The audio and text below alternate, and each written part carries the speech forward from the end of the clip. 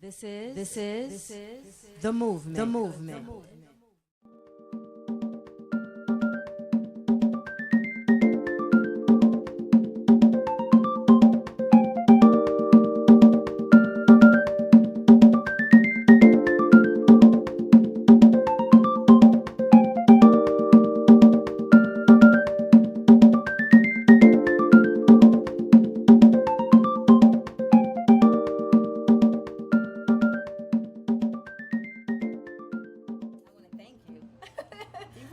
On the show. Thanks for thinking of me.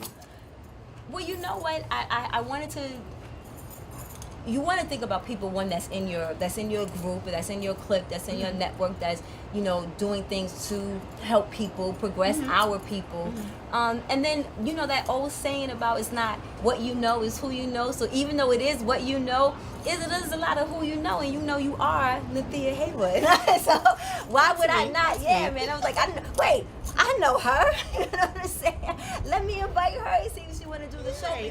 And then also because everything is so heavy. I always appreciate about you is that no matter what we do, you make me laugh. And you make everyone around you laugh. So in the heaviness of life, we need some laughter, So No I was problem. like, again, I know her, let her come on. So of course I sent you the email, and the thing that I'm passionate about right now, and amongst a whole lot of other things, is we just talked about your blog that you was doing dating under 38, but now you're 40. So you was like, you don't want to do dating under 40. Dating at 38, turned 40. Okay. So I stopped. I stopped doing it. I just felt like, come on, I'm still going through this at 40. It's not a bad thing, but I got tired of that. Okay. It was nothing pressing or depressing. It was just, it didn't feel worth telling stuff anymore. Like, okay, I met another guy who wasn't worth it. All right. Next. Okay. So at 40, so what's the age you kind of like started to be on your own or somewhat independent? I would say about fully independent, like from my parents kind of thing, my own apartment. I was about 27, 28. Okay. So at 40, just one thing you know now that you wish you knew since you didn't leave until 28, 30. Like, who leaves at 28? Okay. Well, I was in school for a long time. I was in school till I was 24. Okay. I went to grad school, so I did that. Okay. Yes. And so it do just that, took a right? second. Explain. I might have been going Even sooner. Even though I was on the train this morning with a young girl who's 17 years old, and she was like, I'm gonna stay at home until I get married. And at the end of the day, like, well, why leave? Isha just turned 13 yesterday, and I'm like, I'm gonna move with you next door when you go to college. When you come back to New York, we'll have a house next to each other or apartment next. Like, don't you live in the building with your parents still? Like, your dad or something? Well, actually, the way it turned out, it was a blessed thing because my dad ended up getting sick. Okay. My dad lived in Harlem and I was in the Bronx, and I'm in the same complex. Okay. And my parents are older now, so being close by without being there is actually kind of necessary, kind of. Okay. Okay. They need their independence too, but it was an ideal situation at the time. At 30, because I'm not gonna say 28. At 30, what silly shit you was doing that you like at 40 now? You're like, dang, if I just knew this at 30, it would have made such a difference. Okay, let's go to the dating thing. I wouldn't do at 40 when I was 30. I wouldn't do at 40. I would have more self-preservation. What do you mean? I was a little too, in my opinion, I was a little too open, a little too trusting to at 30 immediately. Okay. And I had a roommate, or some people call them ex-boyfriends, at the time, and my parents were old-fashioned, so that thing about, no shacking, blah, blah. Now, this year I didn't want to. I didn't really plan out. My thing was I had my own place, yay, independence. But I had this albatross there who felt he needed to move in too. And I was like, whoa, hold on now. I should have been more stern. Now at 40, you're not getting past the lobby now. Okay. No, he had other alternatives or ulterior motives, which I didn't see at the time. And funny enough, that was my first real long-term boyfriend at the time, and I felt, wow, you allowed too much. You allowed way too much. Why do you think we I don't do regret that? it. Why do you think we do that? Because that's not a 30 thing. That's that our as soon as we start dating type of thing until our 40s. Like, because I was going through a breakdown of the things that happen as a youth, then our teenagers, then our 20s, then our 30s, and then 40, we get this light bulb. Oh yeah, I think your brain grows or develops. Your brain is a muscle, and it actually gets some exercise between 20 and 40, and whatever part of my brain grew in strength. I thought about that. So why at 40 do things make sense all of a sudden? Right. Because it happened every time I talk to people. It's like, as soon as that 40. Something happens to your brain, actually scientifically and developmentally, where you realize, wait a minute now. Whoa. I'm sorry. What did I know? So I feel with maturity, spiritual growth, and the fact that my brain did go through some sort of, transition or growth, I don't believe I would have come to that conclusion at 30 something. I didn't live life only 30 years. 10 years difference brings a lot of revelation, realization, actualization, whatever you call growth, and you realize that wasn't good. Okay. And a lot of coulda, shoulda, woulda, but it's okay. That was a learning lesson, but that hasn't happened again. Oh no, absolutely not. Oh no, hell no. Did it really start to trigger at 40, or do you think like about 35, 36? Because now you did this blog, dating at 38. Like, what was different dating at 38 than dating in your 20s? Have you done something with one guy that you didn't do with everybody else? Actually, I'm gonna. You know Or what? are you a prude? Yes, I am. Very. I'm a prude. I'm stush, stuck up, whatever name. Okay. I was called because I didn't want to do whatever that person would do. Yes, I am, and that's for a good reason. I'm just very. I told you, hashtag do not like hashtag tickles and itches. And I am very cautious, very cautious. So what you're saying, you don't do anything? I'm the boringest person you ever meet. Girl, bye. No, truthfully, I am very boring. Very okay. I think what's been weird for you? What's been something a guy asked from you and you were like? I believe that the curiosity or infatuation or with anal sex has been a pattern, and the request for asking to do that with me or to me. Because you have a big ass, you think? I don't know. I don't know. I have no idea. Do you think if you had a small ass, you would have been asked that? I don't know. Does it turn you on, or is it a little offensive? And I don't want to sound like it's offensive, like it's something wrong with it, but I've never felt like that was a compliment. And I don't know, am I a prude? Well, so be it. If you're a prude, so be it. Here's what I think it is. I think when it's the right person, the person you are connected with, things don't seem gross. Now, like for instance.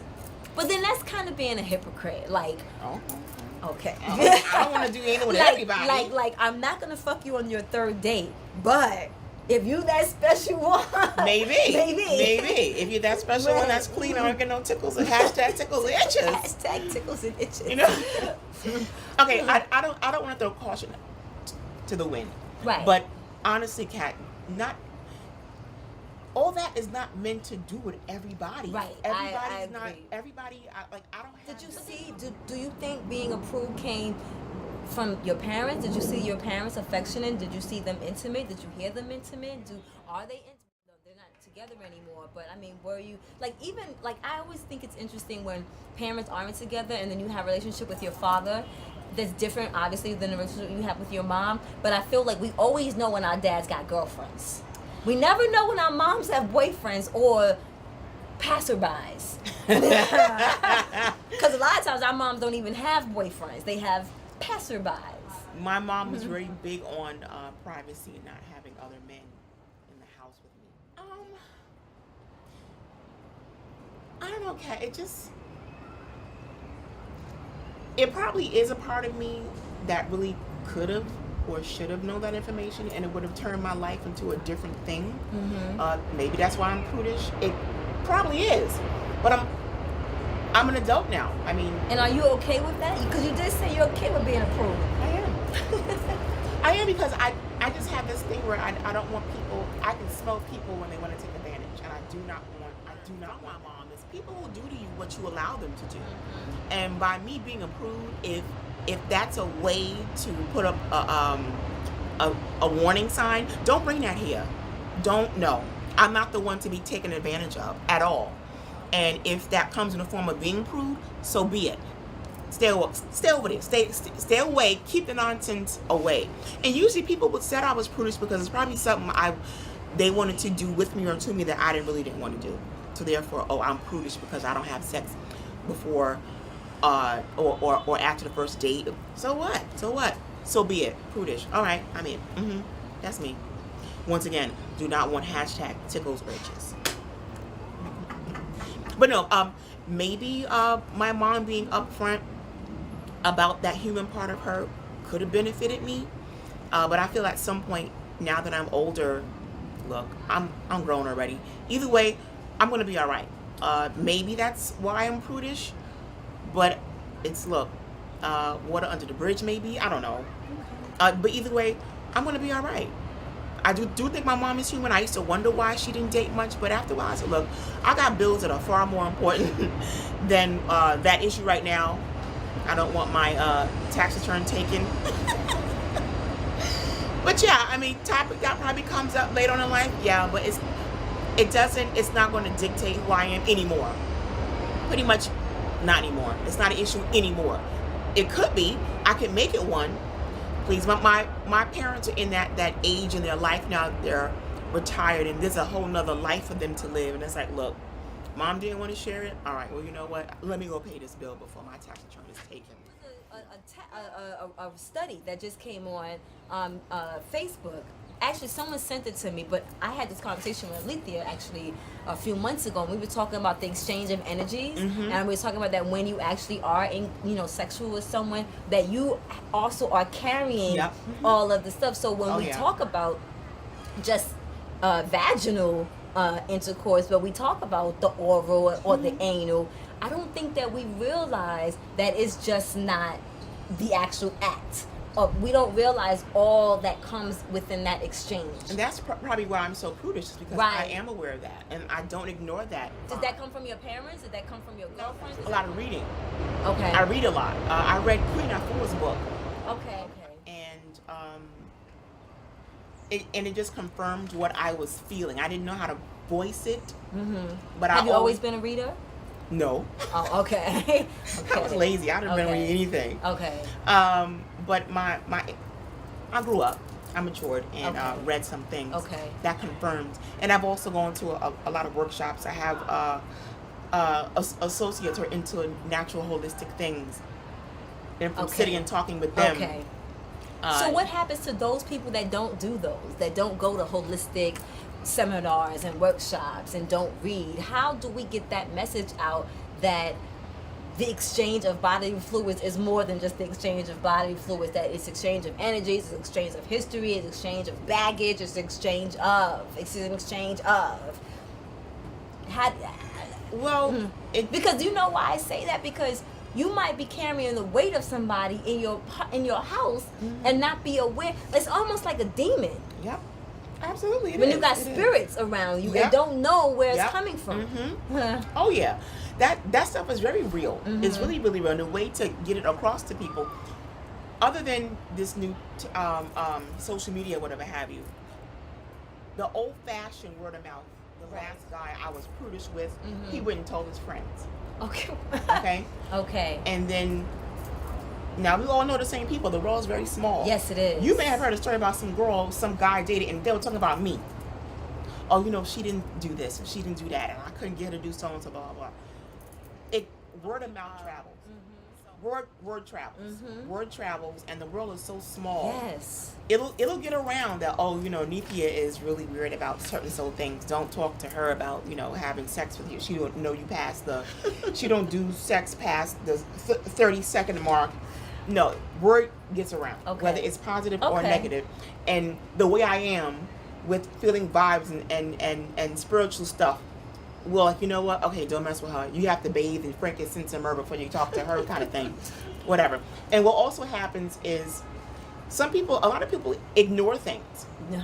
I don't think in the back of someone's mind, they probably think, oh, you know what? This girl is crazy. This guy's crazy. I better not mess with that because of something else that happened that you don't ignore those feelings. So you know what? I don't think I better mess with her. An encounter where you've had a man at this age, in this day and age, say it's okay? Unfortunately, yes.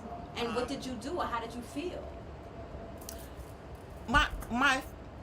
It felt okay. You know how you feel when you were younger and your ice cream fell on the floor and you were like, oh. I had that kind of feeling. I felt weird. I'm thinking to myself, okay, is this really happening? Is it okay?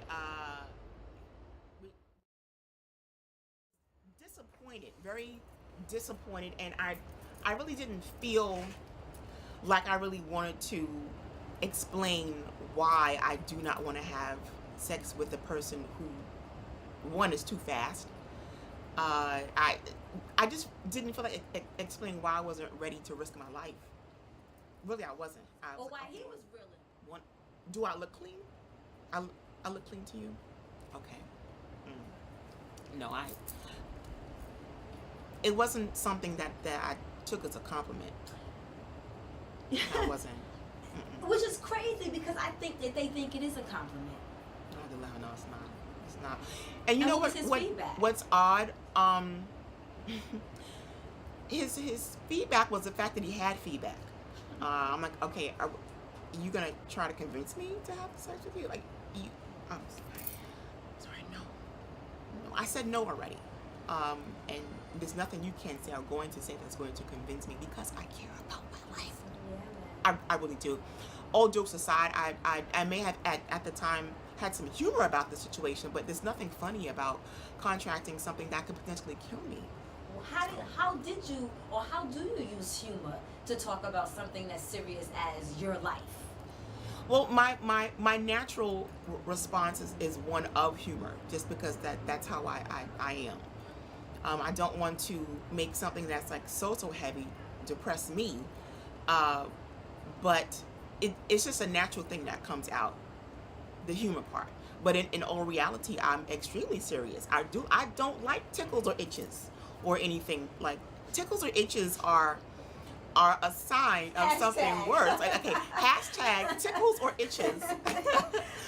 Or itches are something that can lead to something greater. And I know from personal experience, not a STD or anything like that, but I have allergies. I have really bad allergies, and I knew something was happening. Like, if you are a person who needs an EpiPen, if you have allergy like I do seafood, you get that little tickle or itch in your throat, and like, oh, and then comes like,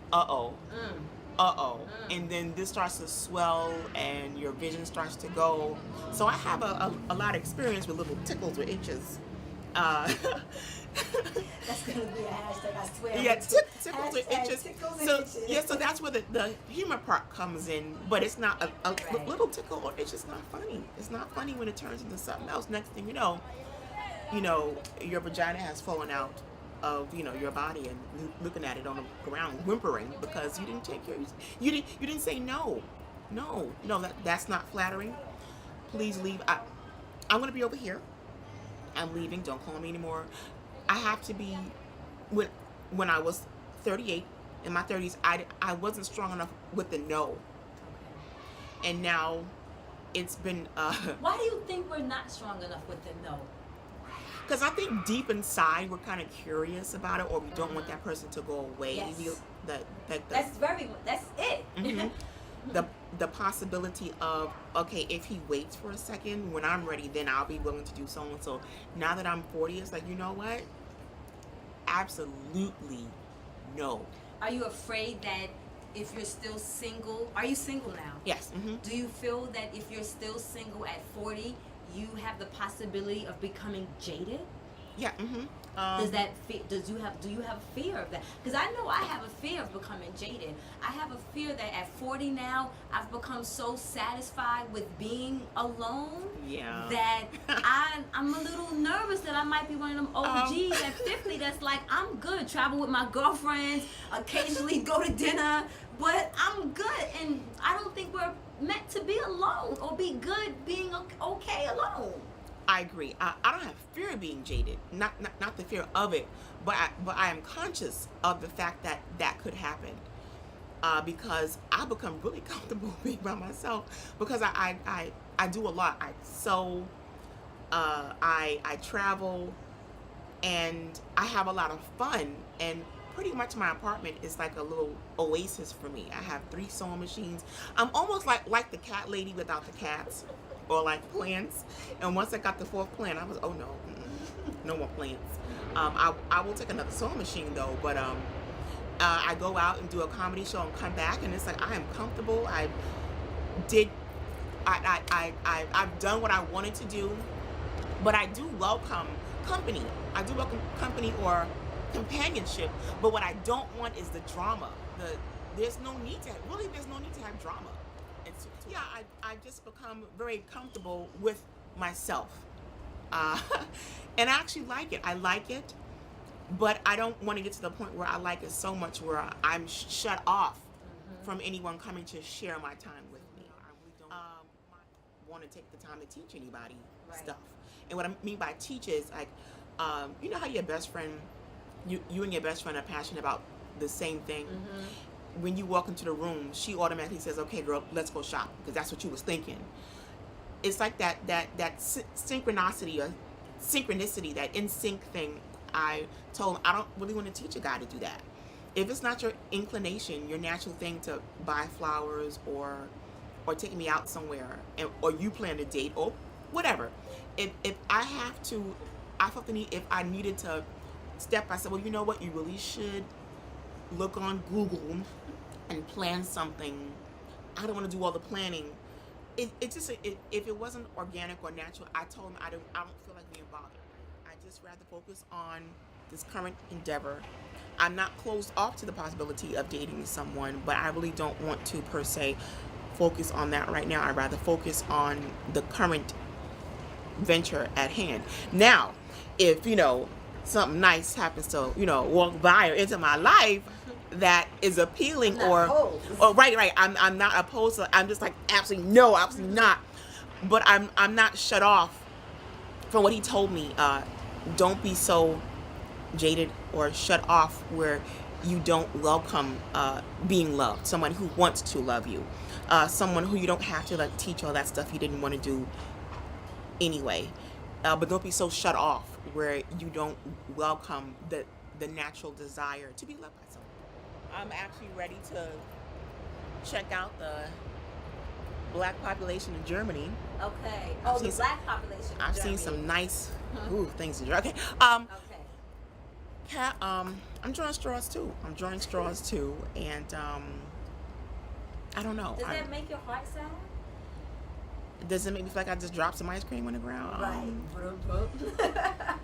Okay. So why are you contemplating leaving the United States? Why are you contemplating looking outside of the United States today? Or are you contemplating dating outside of your race? Yes, both. One, I I like to travel. Will you tell? You're gonna cover your face. She dated a white boy, No, I haven't. Actually, I haven't dated a whole lot. As social as I am, my roster of dates, guys, really is short list. Fewer. So you thinking about crossing over? it what you will. Crossover. I love traveling. And if I happen to meet someone who isn't African American, also, I'm not going to cancel them out just because, of that thing. Still, you have to go through the same interview process. I need to know certain things. The interview process. Yes, I need to know. All candidates must sign an affidavit or application. No. Wouldn't that be dope though if we really did that? If when we met them, literally as they last, we shook their hand and said, "Hi, my name is Catherine. Here's your contract. Yeah, fill this application out." What would that look like if more of us serious about it and stuck to our guns? It'll go down the little internet guys have, as far as, okay, here's what happened with this guy or this girl. Women are doing these things now, and word travels amongst men. Okay, I don't think they're going for that anymore. We all might want to change, because the girl I met last week didn't go for that. The girl I met last week or last month didn't go for that. So hey guys, I think women are changing. So or maybe it'll be on some sort of television show or internet or an article or blog, letting men know hey, things are changing. This is the movement. The movement.